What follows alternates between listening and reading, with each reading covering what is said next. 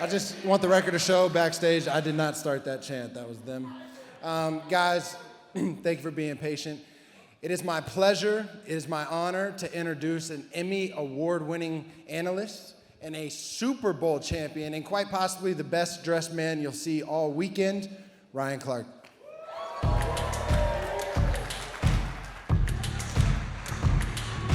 So I am not Derek Jeter, but I am upset that I didn't get the Derek Jeter chance when I came out here. I like that, Go Tigers. I'm sorry that we are a little late, but as you can expect, if we were waiting on one of our Hall of Famers, it was Big Papi. No. Guys, we don't boo 10-time All-Stars. We don't boo Hall of Famers, especially once they retire. So let's check out David Ortiz.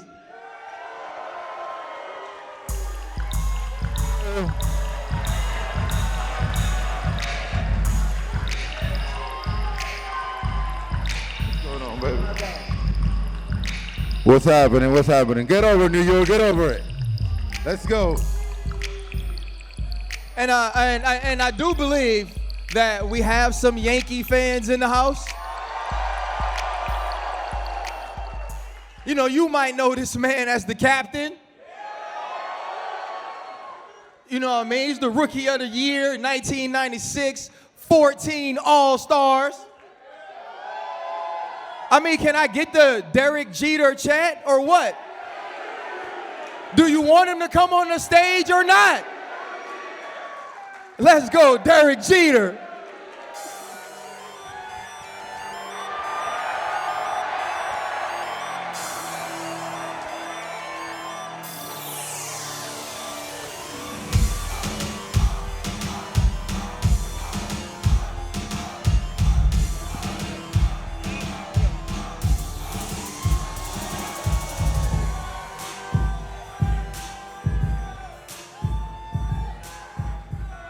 You know, let's get.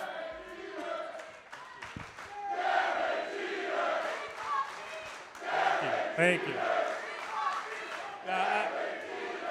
Guys, Big Papi was late. We can't do Derek Jeter cheers for 30 minutes. I was just about to say it. We would have been out here 30 minutes ago? Man. David's on Boston time, so. Papi gotta get ready. You already know. So normally, you know, like let's say back in the day, back early 2000s, you'd probably need an official or an umpire to sit in between these two greats. But so much respect for these two men for me and amongst one another.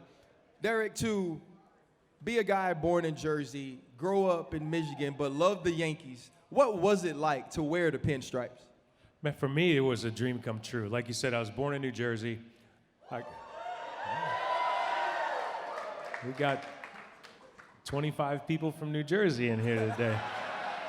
I grew up in Michigan, but I used to spend the summers in Jersey. My grandmother was a huge Yankee fan, and the only thing I ever wanted to be was shortstop for the New York Yankees. So I lived a dream. By the way, Derek Jeter's jersey was the first jersey I ever owned.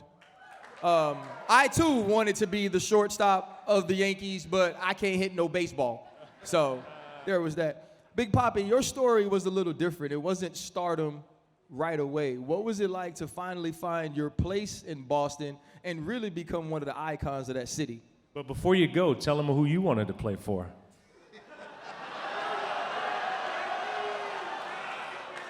You see, I've gotten to know him over the last couple years now. Hey, you got this story all twist.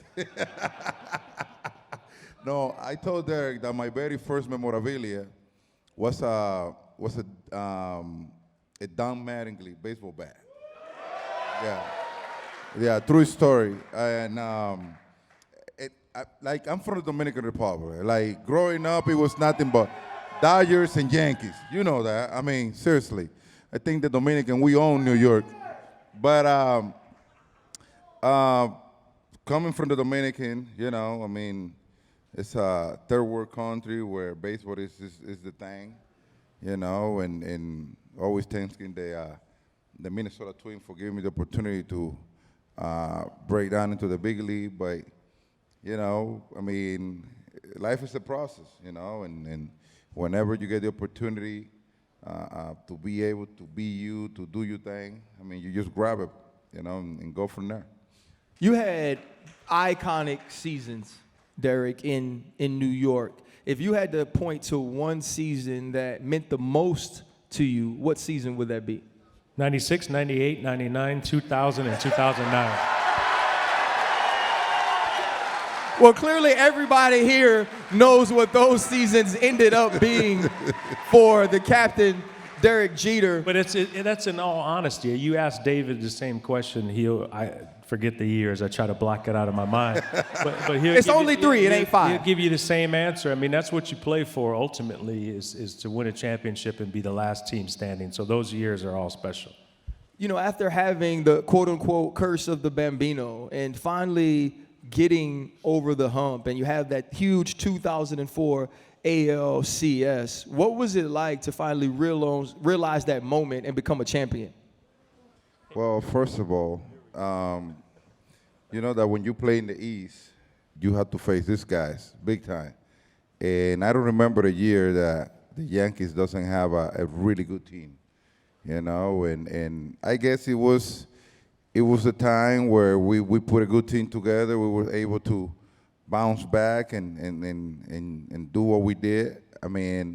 But I never forget about the team that they have that year. I think 2004, I would say this, the Yankees had one of the best teams of all time, and competing against these guys, you better bring your A game every day, every second, every minute, no matter what, because these guys, they don't play around, and we were able to bounce back and break the ice basically that year, and it was very magical. Derek, you listen to him say the 2004 team he thought was one of the best teams. What does that say about how hard it is to win a World Series? It's very hard. Look, I've said it before. Winning is difficult. We made it look easy at times. Their teams made it look easy at times, but winning is difficult. That's why you celebrate when you win, because it's hard. So for us, our focus was always just one day at a time, one game at a time. Every single day you take the field, you have an opportunity to win a game. And I even forgot the question you asked because I'm sitting here talking about 2004. I'm trying to forget. What question did you ask? He never want to have that conversation with me. I was asking about how difficult it is to win a World Series. So, yeah, it is. Look, in 2004, we're talking about it. We were the first team ever to lose a 3-0 lead. Boston came back on us, but we won 3 games in a row.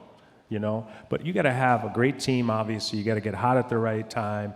You got to have a lot of breaks that go your way. It is very, very difficult to do. And I think, I say this respectfully, I think some of our groups spoiled the fans here in New York because we had a long run.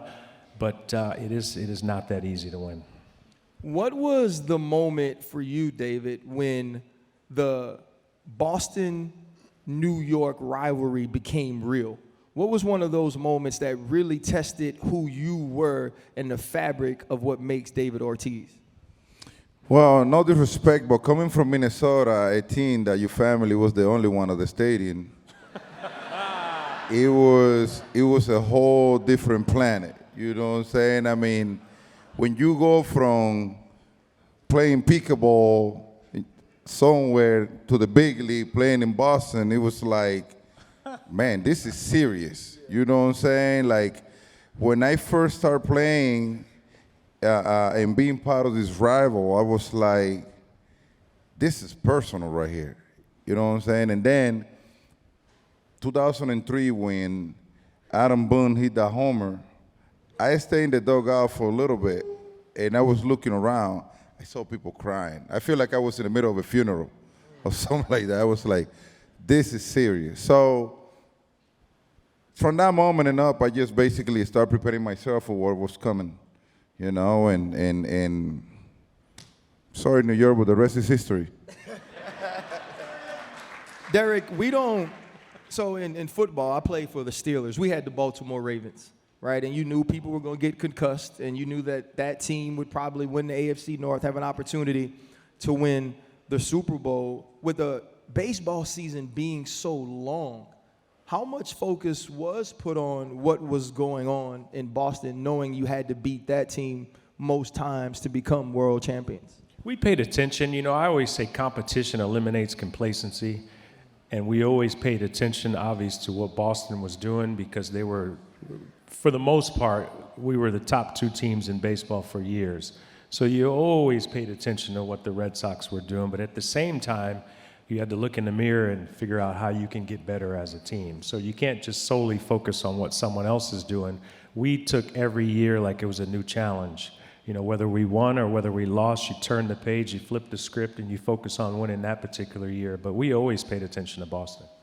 Did it make it more real for you when you were finally able to beat the New York Yankees? Because in Boston, you could have a ton of success, but it was all going to come down to what you did against the team that wore the pinstripes.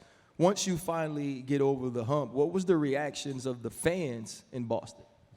Well, like Derek say, you know, you pay attention to everything that is going on around the league, but you pay attention to the New York Yankees as the must. And it's because I always give credit to Mr. Stan Brainer, rest in peace, because if there's an honor that you want to have in your corner as a fan, it was him. I mean, this guy was the one guy that I used to watch him going around talking to his players in a type of way that it was motivational. You know, I mean, hey, you won this, you got to give me that. You know, and I can live with that. I'm cool with it because once you cross those lines, you got to be able to put up with the challenge. You know what I'm saying?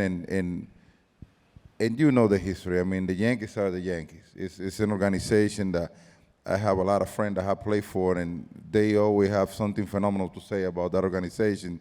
And you pay attention. I mean, this is the team that had the most championship out of all. And this is the one team in that division that you have to compete with. So you have to pay attention, like Derek say. You know, 1996, an amazing year in sports. We had some great rookies in different organizations. Ray Lewis was a rookie, Kobe Bryant, obviously Derek Jeter. What were some of the moments of that year that you felt helped shape the rest of your career? I think for anyone, and you both know the same thing, is in baseball there's different levels, in football there's different levels. Every time you go to a new level, it seemed to me like the game would speed up until you had some sort of success. So in 1996, I came up in 1995 for a couple weeks, but my first full year in 1996, it was very important for me to get off to a good start. So in your mind, you feel as though you belong. So I was fortunate to have a great opening day, and I just sort of used that success from the one particular game as momentum through the rest of the season. So I thought there was a lot of scrutiny on me. There were a lot of eyeballs on me in 96. I had a terrible spring training. I thought I was going to get sent back to the minor leagues, and it was very important for me to get off to a good start. So I'd say it just started from day one that year. You know, David, you mentioned the Minnesota Twins. I'm sure not a ton of people in here, but the Any Twins fans in here? The baseball. See what I say. One. One person. What I They got say. one. Nobody. Yeah, one person said, woo! No, I don't want to be. But having to overcome being released in order to find your way, what did you learn from the adversity of the way some of your career went at the beginning?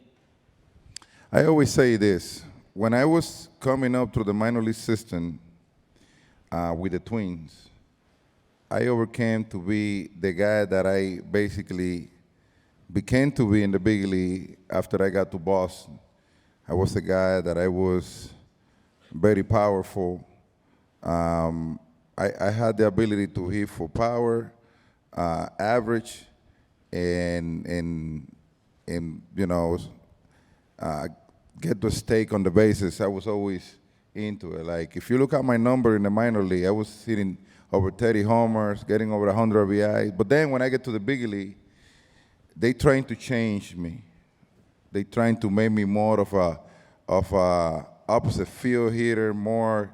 They want me to be more of a contact player, because that's what they have at the time. I don't think, I mean, since Kirby left the Minnesota Twins, if you go back in the history, it was no power in that organization coming from batters. So I thought I was gonna be the guy, and then I faced a couple of injury situations, and once that happened, they kind of cut off my playing time. And a lot of things happened at the time, and basically I never was able to have no more than 400. The year that I had the most at-bats in Minnesota, I only have like 400 at-bats. Like, I never had like the freedom to go out there and play. And that kind of changed once I got to Boston. They let me be me. They let me, hey, go out there and run into something. You know what I'm saying? That's what it was. Once they gave me that freedom, I went back to be the guy that I was projected to be. And that was the difference. You know, you don't win 5 championships without having other great players around you. Obviously, you garnered a ton of headlines because you showed up in the biggest moments in the postseason, so many records you retired with. But what are some of the things you learned from the great teammates you were able to play with throughout your career? You know, we learned quite a bit coming through the minor league system. I know David talked about Mr. Steinbrenner. It was drilled in our heads that you have to win at every single level. And we weren't promoted until we had basically dominated a particular level. And so I had teammates that learned accountability, responsibility at an early age. The number one goal is to win. That's the only thing that mattered. Don't talk about it's always we. So we had a special group that came up together, and you never had to worry about those players because you knew every day when they took the field what their priority was, what they cared about. And the only way that you're able to win a championship is you have to have a lot of great teammates. You have to have a lot of great leaders. They always talk about, one leader. No, you want to have a lot of leaders. We had a lot of leaders on our team. Posada was a leader. Mariano was a leader. Pettit was a leader. Bernie was a leader. We had a lot of leaders on our team. So in order to be successful in anything that you do, whether it's in sports or it's in business, it's in life, you got to have great people around you and great people supporting you. And we always supported each other.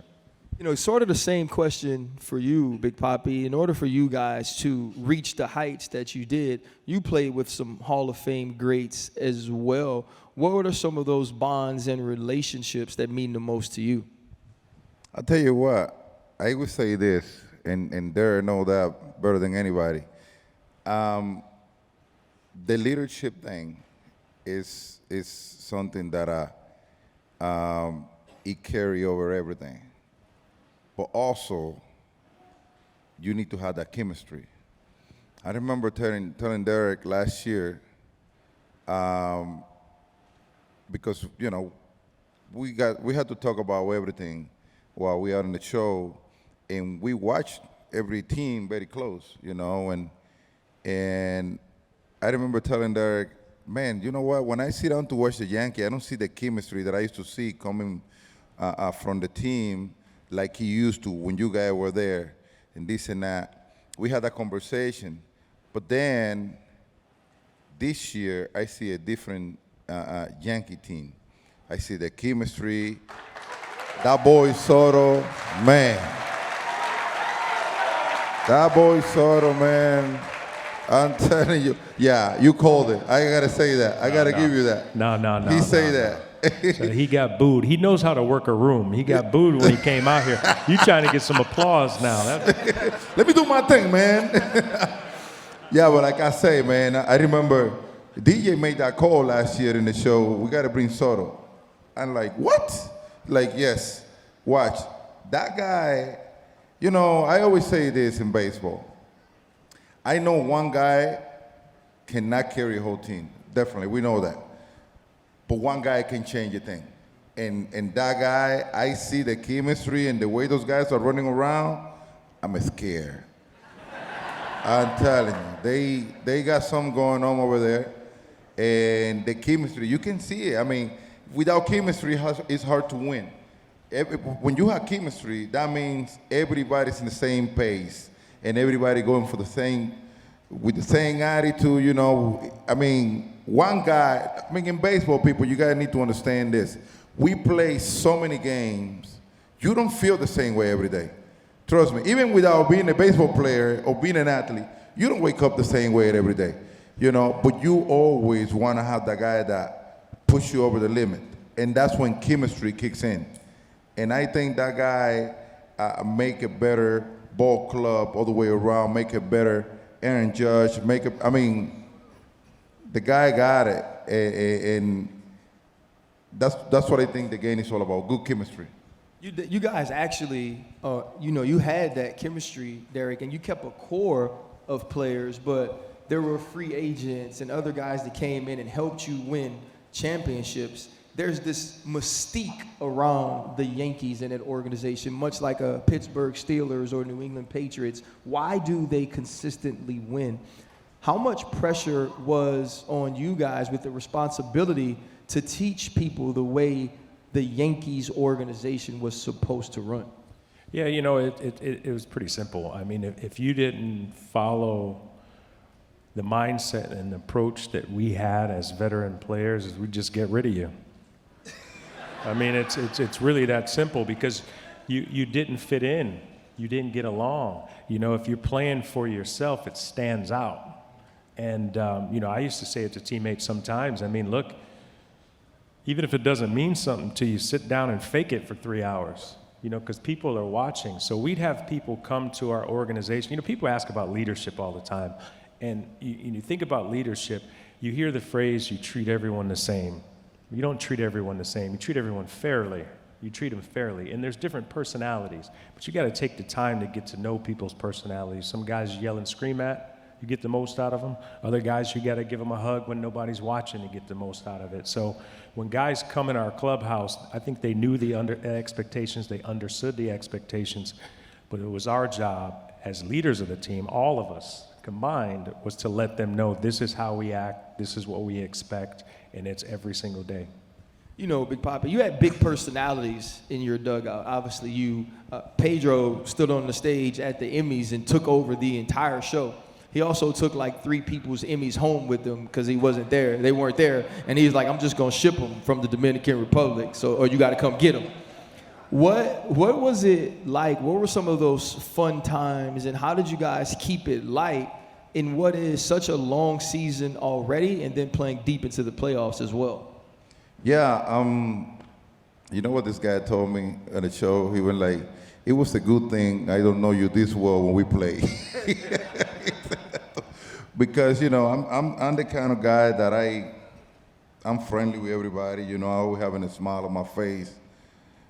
And I like to embrace people, just to make people feel comfortable. There's always different type of way for you to get the best out of people, and in Boston, we basically we got that going on. When I first got to Boston, everything was very restricted, It was zero personality out there. Everybody was on his own. We kind of changed that a little bit once we got there, and it got to the point that it was looking so cool that the people started calling everybody idiots. I don't know if you remember that. So, but at the professional level, everybody know what the job was, and once we crossed those lines, had to deal with a monster. But at the end of the day, everybody had the same attitude, the same body language, and the same mentality which he was winning. Derek, you lived in a time where there was sort of this pristine presence that everyone felt from you. It wasn't just the way you played the game, it was the way you carried yourself. But there wasn't any social media then. By the way, you would be, when you played, if social media was a big thing, you'd be the biggest star in the world.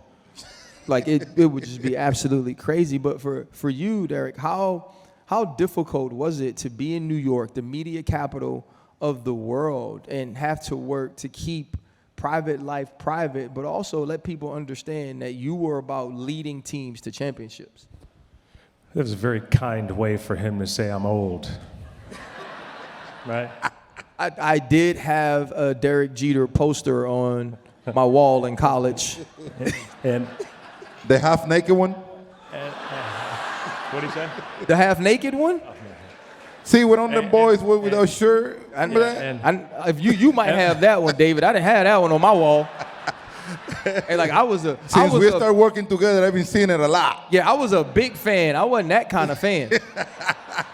I thought he was good at baseball. I was like, I like him running. Yeah, I don't know what they were thinking. Yeah, I like when he runs to the first base line and flip the ball like that. I ain't trying to see him with no shirt on. That. What I was thinking. He said.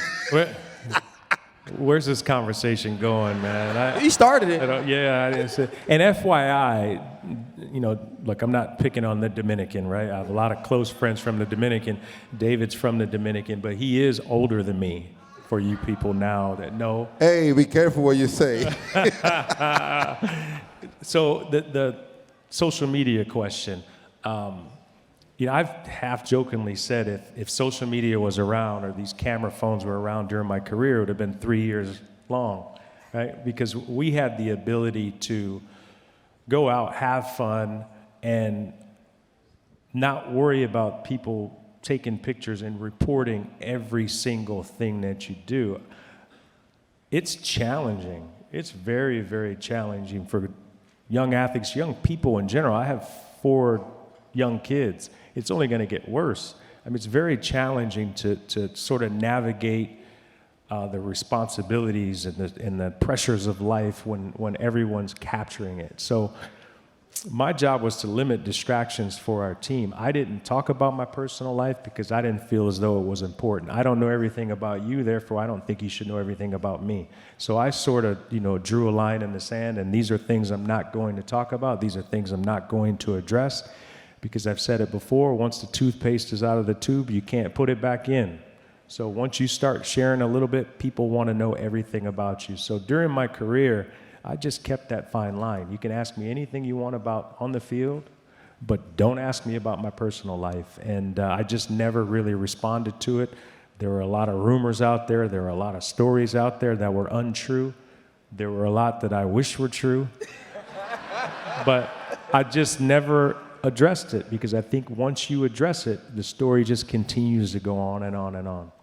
Well, coming from a young man who was a huge Derek Jeter fan, whether the stories were true or not, they were legendary. Big Bobby, how do you think you would handle being a big-time player in the social media age? How would you handle that pressure of some guy who can't pick up a bat being able to text you? Oh, lost my papers. Being able to tweet you and tell you that you stink at your job? You know what? Social media is good and it's bad. I mean, there's a lot of people, and this goes for all your youngsters out there. Do not pay attention to what people have to say on social media because at the end of the day, the haters in social media, in real life, they don't really exist. I know that a lot of people pay attention to all the stuff going on social media. I seriously don't understand how guys are capable of keeping up with nowadays. In a sport in general, you try not to create distraction because, as Derek say, if he continue the story about the question that they want to ask him about his personal life and he opens up about it, it became to be a distraction for the whole team. You know what I'm saying? And you want to know how to manage that. And him, as being the captain, when he play and have control or try to, keep a balance with the team, he know how to manage that. But back then, you can get away with because the social media wasn't exposed as it is nowadays. Nowadays, you struggle, and right away people want to go to your personal life without even knowing what is really happening to you. And I had to give a lot of credit to a lot of athletes nowadays that they know how to put up with. But it's hard, bro. You know, not just even outside of what happens social media wise, you know, there's so much pressure to perform at your sport, and it becomes a large part of your life. It's obviously a passion for you. When you play as long as you did, though, Derek, it's difficult to think something else is going to fulfill him outside of family the way that baseball did. When you think about the things you've done post-career, you know, with the Marlins and now doing broadcasting, how have you approached those different things as opposed to the way that you approach the game of baseball? I think it's similar, right? I think you have to find something that you're passionate about, and you have to build a good team around you. You have to have people who are set goals themselves, people who are going to be supportive, people who are going to have that same passion for success. So a couple of things that I was, you know, very passionate about. It started a company by the name of the Players Tribune. Actually, 10 years ago. We're celebrating our 10-year anniversary this year. Wasn't it a few days after you retired? It wasn't that long after you retired. You did. It was, yeah, it was basically the day after I retired is when we launched it, and you know, the media got on me a little bit. They said, here's a guy that didn't say anything during his career, and now he's gonna start a media platform for athletes. But the reason behind starting the Players Tribune is just talking with different athletes, not only in baseball but in other sports. You know, look, if anyone says that the relationship between some members of the media and athletes is not fractured, they're lying to you. And the reason why it's fractured is because there's no trust. It's amazing what you'll share with people if you trust the person that you're speaking with. And when we started the Players Tribune, it was really the first of its kind. It was a media platform for athletes to share things about themselves that they normally aren't asked about. Athletes are not two-dimensional. You have other ideas, you have other interests, but you aren't necessarily asked about those things. So we wanted to give athletes that platform, and that's something that I'm extremely proud of, that we were able to start that. But the biggest thing, I think, for me, you said outside of family, but I have to mention family. Because, you know, I wasn't married, I didn't have any kids when I was growing up. I mean, when I was playing during my career, because I hadn't met the right woman. Damn, I tried. They were definitely more interested in those rumors. Yeah, but you know, look, I know people are recording. I put it in there for applause, and nobody applauded. But I was way too selfish during my career because it was all about me. It was all about my career. That's the only thing. I met the right person. I have 4 young kids. My oldest turned 7. Yeah. My oldest turns 7 tomorrow. 7, 5, 2, and 1. Yeah, who is right? Yeah. You didn't think of it, right? So The good thing is that you start having kids kind of late, because otherwise you will have a whole army. Yeah. He worked fast. That's right. So that's the thing that I'm a little biased. I think I have the greatest parents in the world, but I want to be there to support my kids, be there for them, help them find the things that they're passionate about, and that's what I look forward to now. You were always such a cool, poised, both player and leader. How fast did that cool and poised go out the door when you started parenting, though? Yeah, man. I'd like to think I'm cool. I mean, I pretty much do everything from painting nails. I don't have hair, wear wigs. I mean, I dresses. I do absolutely everything. So I'd like to think that I'm the cool You're a parent. cool dad, man. Thanks, man. I appreciate that. You've seen it. Thank you. Well, we were talking backstage. I have daughters as well, 25 and 19, and you get less cool every birthday. So the fact that you're doing all those things now, take pictures, cherish those moments, because I just text my daughter. I was like, hey, baby, I love you. I love you, Dad, too. And then I just know I got to text her again if I want to talk. So it's all called down to the present that you give her. Yeah, my daughter got a master's degree. She got a job. I don't even have to do that. Now I'm just adding on. You think? Yeah, I just add on. Baby, you need anything? Sure, Dad, whatever you want to send. You know how it is. For you, though, Big Papa, you've become just really a media star. The personality, the charisma, the way people are drawn to you. How much have you enjoyed other ventures post-career?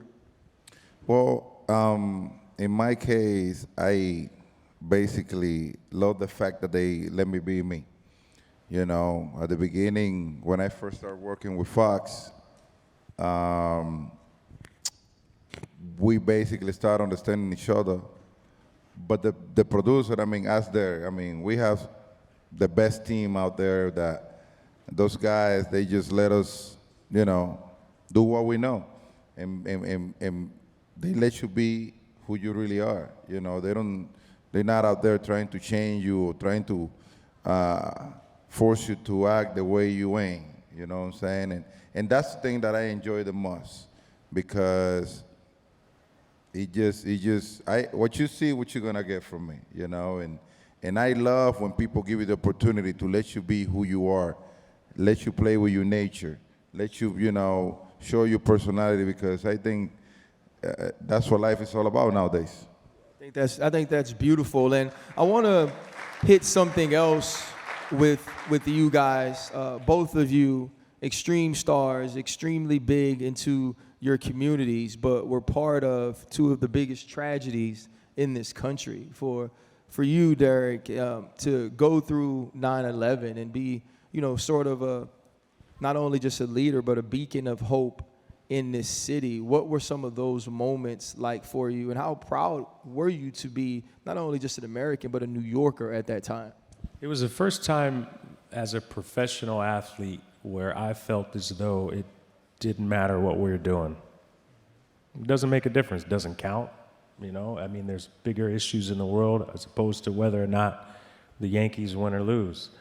And it wasn't until we had a chance to meet a lot of families who had lost loved ones, and they had told us how much joy we had brought their families, and how they were pulling for us to continue to play well. And so we took that as a huge responsibility to not help people forget, because you're never going to forget, but at least for 3 hours during the day or 3 hours at night, just give them something to cheer for. And we took that personally.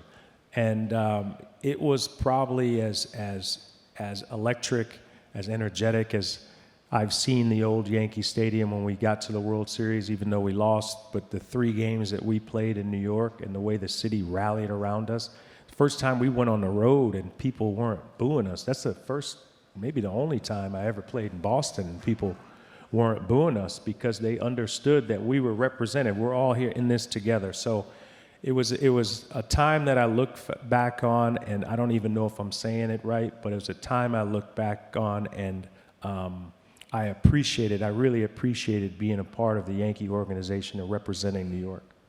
You know, that's beautiful. Yeah, that's. I think everybody remembers where they were that day. And for you, Big Papi, you got a chance to be one of the voices of Boston at the Boston Marathon and the tragedy there. What was it like to be a part of bringing that great city together? Like Derek say, you know, we only think of how important is what we do until something like that shows up. When something like that shows up, you are not thinking about baseball, you are not thinking about winning, you're thinking about the community, you're thinking about the citizen, you think about the city, how hard that city had worked to be able to became to be what it is, and all of a sudden this type of tragedy happens, you know. And it's like you say, you know, when 9/11 went down, everybody remember what you were doing at the moment, where you were.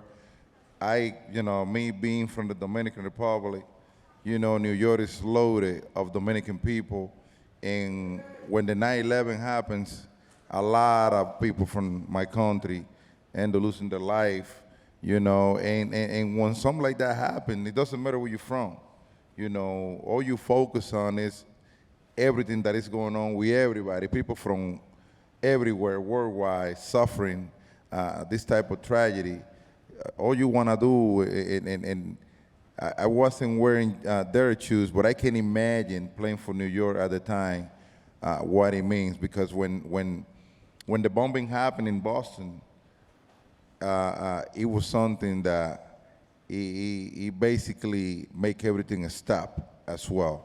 And at the time, you're not thinking about what you have to do in between those lines. You're thinking about how you can get that city going, you know. And I remember, you know, they handed me the microphone like 5 minutes before I went out there and say what I say.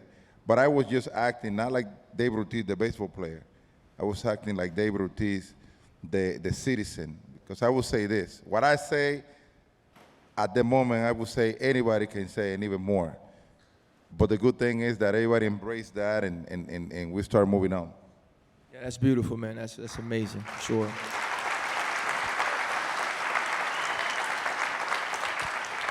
You know, it was important for me to ask those questions because I just can't imagine being in those spots and having the responsibilities that both of you had. And just from a fan and someone from the outside, it did matter what you did, what you said. So I think, along with myself and everyone here, we're extremely grateful for both of you.